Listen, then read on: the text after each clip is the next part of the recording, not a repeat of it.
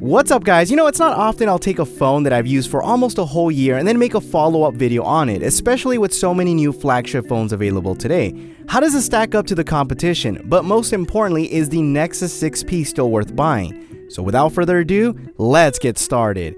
So I have the opportunity to use the best smartphones available today, and I can definitely tell you what I like and don't like, but above all, what I'm looking for in a phone. Now, these priorities differ from person to person, but what may be important to me may not be so important to you. Let me start off with the three most important things that I look for in a phone when I'm looking to buy one. Now, the first is the camera. If a phone doesn't have a decent camera, then I don't even bother with it anymore. This is one area I cannot compromise, and Nexus phones have always been notorious for having bad cameras. Now, luckily the Nexus 6P, even in today's standards, takes great pictures, and with minor editing in your favorite software, you can actually achieve outstanding results. Now, it's definitely not the fastest, but it won't disappoint. Now, on the video side is a different story. It's definitely the weakness of the camera, and it also lacks optical image stabilization. So when I travel, I tend to use my mobile stabilizer setup, which usually consists of a Readycam mount and a pistol grip. Now, I've already done a very comprehensive video on how to stabilize your video footage from your smartphone, so I'm going to leave that link down below for those of you who are interested. I mean, it's not practical, but of course, it can get you great results.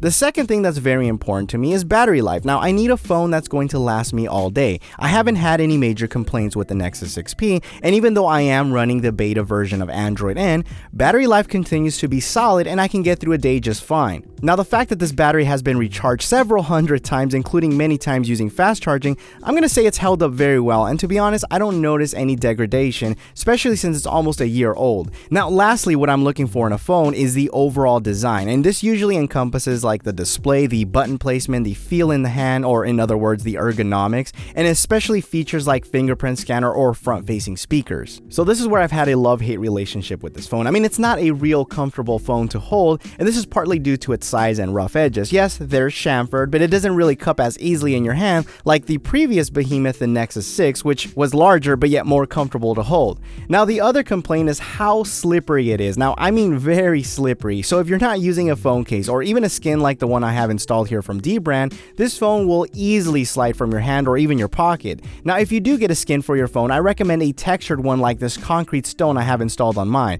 Now, I'm going to leave it linked down below in the description in case you're looking to pick one up for yourself. Now, despite these two annoyances, well, just really one because there's a simple fix for the other one, the design of this phone has been one of the best I've used from any phone. The fingerprint reader in the back is so easy and natural to use that when I use other fingerprint readers, it feels backwards, and not to mention, it's extremely fast too. The display and front-facing speakers is also what really keeps me coming back to this phone. I mean, you have phones like the Galaxy S7 with a gorgeous curved display, but horrific speakers, and even the iPhone with its analog down-firing speaker, I mean, you can't really compare it to a dual front-facing stereo speaker like the Nexus 6P. But really, the biggest reason I still enjoy this phone is the software. And as I stated earlier, I'm running the latest beta version of Android N, which is really stable, and I know that if it doesn't work properly or there's a security risk, Google will fix it very quickly. This phone may not be perfect, but then again, what phone really is? I mean, there's really nothing major this phone is missing compared to the competition. Sure, I mean, it's not waterproof, it doesn't have expandable storage,